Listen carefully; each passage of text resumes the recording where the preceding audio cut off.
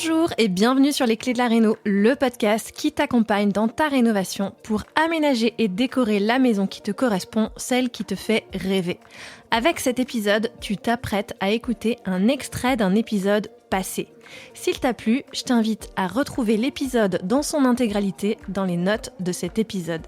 Et retrouve-moi aussi sur Instagram, c'est tout simplement Les Clés de la Réno pour apprécier en images ces partages de bonnes astuces et d'inspiration.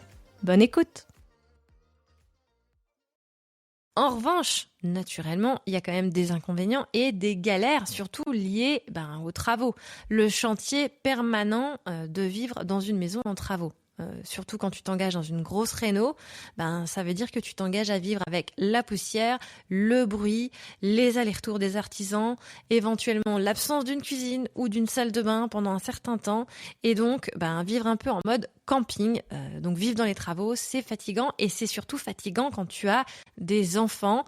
C'est sûr que c'est beaucoup plus gérable quand c'est juste pour toi-même ou en couple, mais quand tu as des enfants, d'autant plus quand ils sont en bas âge, vivre dans un chantier, c'est clairement une logistique. C'est aussi des délais qui s'étirent. Quand on vit sur place, on a tendance à étaler les travaux sur des mois, voire des années, surtout si c'est toi qui les fais, parce que notamment, il y a des choses qui sont plus difficiles à terminer. Les finitions, souvent, prennent un certain temps. C'est là qu'on finit par ne jamais poser les plaintes, naturellement. Donc, c'est quand même quelque chose à prendre en considération. Et puis, le fait de faire intervenir des artisans pour faire des travaux lourds, ça implique effectivement, comme on l'a dit, une certaine logistique qui doit correspondre à ton planning personnel.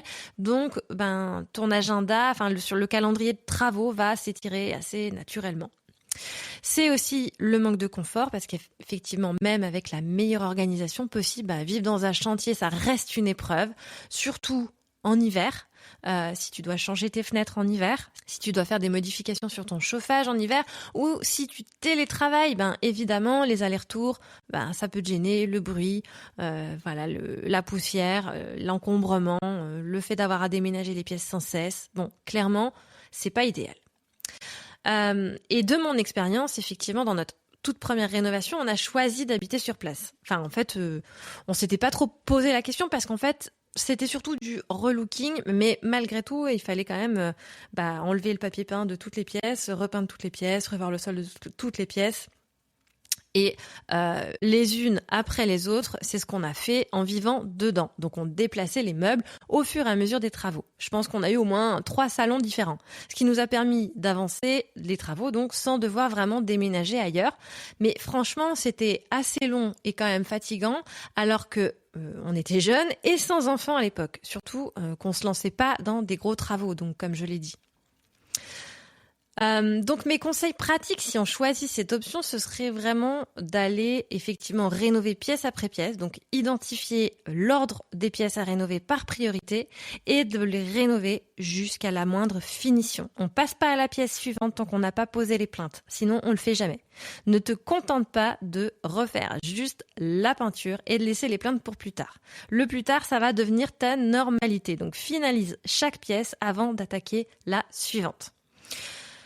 Mon autre conseil, ce serait aussi évidemment de préserver un espace de vie propre et fonctionnel, évidemment. Ça va avec le rénover pièce après pièce. Tu ne t'attaques pas à toutes les pièces en même temps. Non, il faut vraiment garder une pièce refuge qui soit bien, sans poussière, avec un minimum de confort où tu puisses vivre convenablement parce que sinon, effectivement, tu vas péter un câble. Normal. Et enfin, c'est important quand même de se fixer des deadlines pour pas que ton chantier s'éternise et finalement que tu sois sans cesse en travaux. Tu sais, il y a des maisons comme ça, tu viens et tu sais que ça fait 10 ans que c'est le chantier. Et voilà, c'est ce que tu dois éviter pour ta maison. Éviter d'être dans un chantier permanent. Donc, te fixer des deadlines, planifie des phases de travaux avec des objectifs clairs pour ne pas laisser les choses s'envenimer et faire traîner ton chantier. Il faut qu'à un moment, cette maison, elle soit terminée, même si tu habites les lieux. Et voilà, c'est fini pour aujourd'hui. On se retrouve très vite pour le prochain épisode. Et d'ici là, note le podcast sur ta plateforme d'écoute préférée. Ça m'aide toujours énormément. Et surtout, porte-toi bien.